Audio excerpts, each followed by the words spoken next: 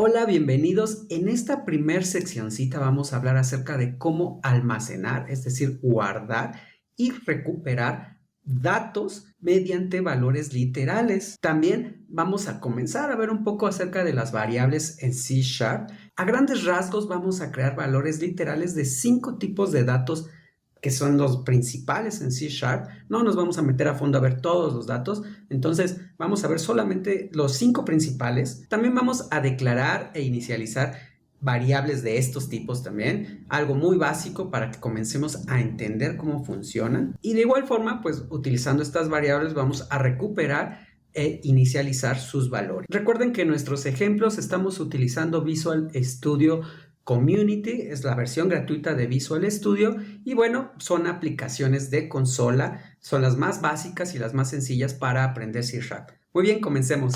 Muy bien, hay muchos tipos de datos en C Sharp, aunque para empezar solo es necesario conocer, vamos a decirlo así, 5 o 6 tipos de datos, ya que estos van a cubrir la mayoría de los escenarios que vamos a ver. Posiblemente cuando empecemos a trabajar en nuestras ventanas de código, vamos a ver que se colorean sintaxis como vemos aquí, como por ejemplo main está de un color, string está de otro, al igual que nuestra clase program, en fin, ¿de acuerdo? Entonces, normalmente cuando usamos tipos de datos vamos a tener un cierto color. Esto hablando específicamente de nuestra IDE que se llama Visual Studio, como ya sabemos.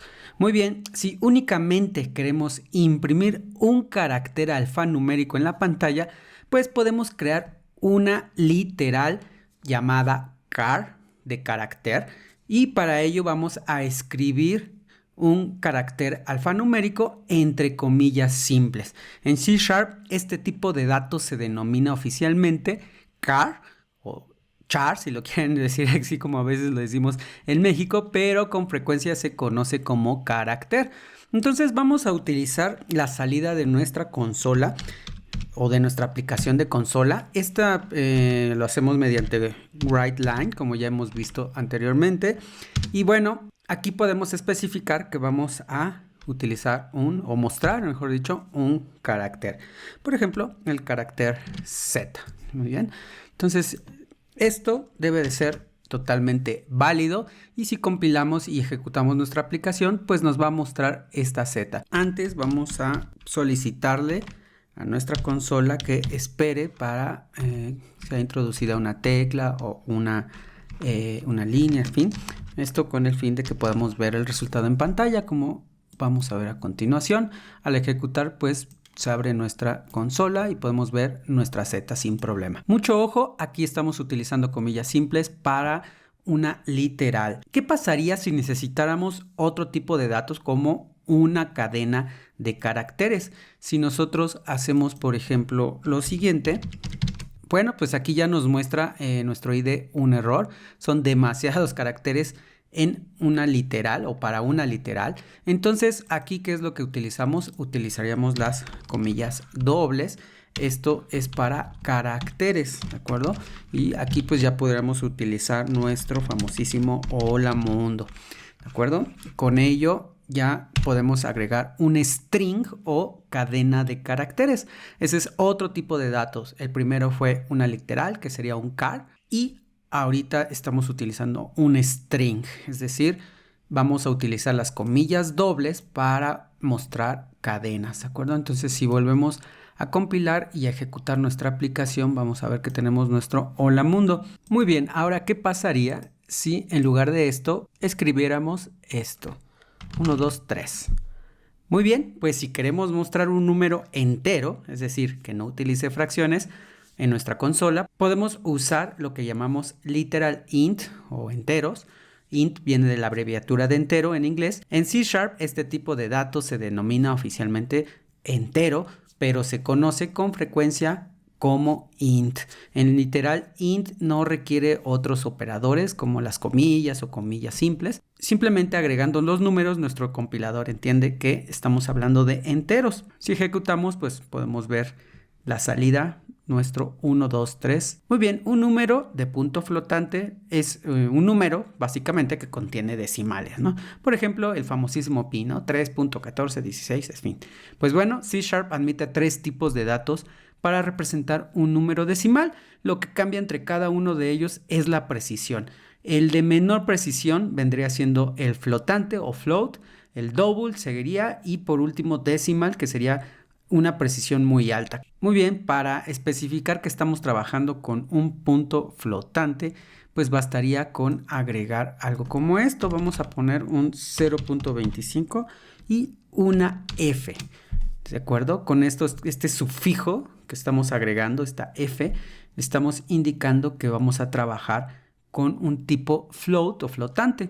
Si ejecutamos, vamos a ver pues simplemente la salida 0.25. Bien, tengamos en cuenta que el tipo de dato float o flotante es el menos preciso, por lo que es mejor usar este tipo de dato para valores fraccionarios que son fijos y así evitar errores de cálculos imprevistos. Es decir, si hacemos cálculos en nuestro código, pues lo mejor, si no sabemos exactamente la precisión, mejor es usar otro tipo de datos. ¿Qué pasaría si le quito la F? Por defecto el compilador tiene definido que cuando tenemos o encuentra, en este caso, un número decimal, lo va a manejar como un tipo double, que es la precisión media, es el que está en medio, digámoslo así. Y bueno, básicamente funcionaría igual en este caso. No habría como una gran diferencia con el flotante. Aquí está nuestro 0.25, pero internamente el compilador sabe que está trabajando con un double. Para crear una literal de tipo decimal o decimal, vamos a anexar una M, ya sea minúscula o mayúscula. En este contexto, la M se denomina también un sufijo literal y este sufijo literal le indica al compilador que queremos trabajar con un valor del tipo decimal, ¿de acuerdo? Podemos usar la M, como les decía, minúscula o mayúscula. Con esto ya estamos cumpliendo o especificando, mejor dicho, que estamos trabajando con un decimal. Y bueno, otro tipo de datos que vamos a estar utilizando sería un booleano o literales booleanas. ¿Por qué le estamos llamando literales booleanas? Literales enteros, si en realidad los tipos son enteros, decimales, etc. En realidad lo estamos definiendo así porque lo estamos pintando o mostrando en la consola a través de este writeLine. En el fondo, el compilador, aunque le estamos llamando literal booleana, literal, en fin, internamente es ya un tipo de dato, ¿no? El booleano o el entero o el decimal, ¿de acuerdo? Le estamos agregando esto de literal porque estamos mostrándolo directamente en la consola sin definir una variable en absoluto aún, ¿de acuerdo? Entonces vamos con el siguiente. Les decía, el término bool es la abreviatura de booleano. En C# se conoce oficialmente, como les decía, como bool, pero a menudo los desarrolladores usamos el término booleano, ¿no? Depende, cada quien lo puede mencionar como quiera y básicamente tenemos dos valores que es true o false, cierto o falso, ¿de acuerdo? Entonces aquí nada más basta con utilizar un true directamente y si se fijan, pues ya nos toma el compilador que estamos manejando un valor booleano, en este caso verdadero. Y si lo pintamos o lo mostramos ya en nuestra aplicación en consola, pues lo muestra así, ¿no? Como un true, ¿de acuerdo? Y lo mismo con un false. Las literales bool o booleanas representan pues básicamente el concepto de verdad y falsedad. Los valores bool se usan mucho cuando se comienza a agregar lógica principalmente de decisión en nuestras aplicaciones, ¿no? Si se cumple algo, hacemos esta cosa. Si esto es falso, hacemos esta otra cosa. En fin, ¿de acuerdo? Entonces vamos a evaluar expresiones para ver si son verdaderas o falsas. Bien, entonces, ¿por qué enfatizar los tipos de datos? Los tipos de datos pues van a desempeñar un papel fundamental en C#. De hecho, el énfasis en los tipos de datos es una de las características distintivas de C# en comparación con otros lenguajes como JavaScript. Las personas que diseñaron C# pues creían firmemente en poder ayudar a nosotros, a los desarrolladores, a evitar errores comunes de software mediante esta aplicación de tipos de datos. A medida que vayamos o vayan avanzando en C#, verán cómo se desarrollan estos conceptos, ya que con esto evitamos de cierta manera los errores, ¿no? Porque estamos previniendo qué tipo de valores va a adquirir una variable, que todavía no hemos visto, pero bueno. Aquí este es el punto crucial de por qué se necesitan los tipos de datos. Entonces, antes ya habíamos mencionado que, por ejemplo, los valores string y char se usan para presentación, ¿no? O sea, no cálculos.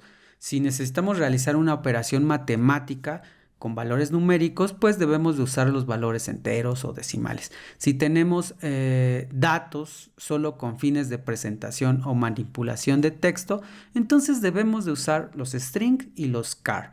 Imaginemos que necesitamos, por ejemplo, recopilar datos de un usuario, como un número de teléfono o un código postal. En función del país o la región donde vivamos, esos datos pueden ser caracteres numéricos, pero dado que rara vez vamos a realizar cálculos matemáticos con un número de teléfono o un código postal, es preferible usar un tipo de dato string al trabajar con ellos. ¿De acuerdo? Lo mismo puede decirse de un booleano o bool. Si necesitamos trabajar con la palabra true y false en la aplicación, pues mejor usamos un string. Pero si necesitamos trabajar con el concepto verdadero de true o false, al realizar una evaluación, pues debemos usar un booleano. Es importante saber que estos valores pueden ser similares a sus equivalentes de literales de cadena. Es decir, por ejemplo, podríamos pensar que esta instrucción que tenemos aquí, este false, es igual a esto. Vamos a ponerlo aquí. Ay, por aquí ya me pintó doble, perdón. Bien.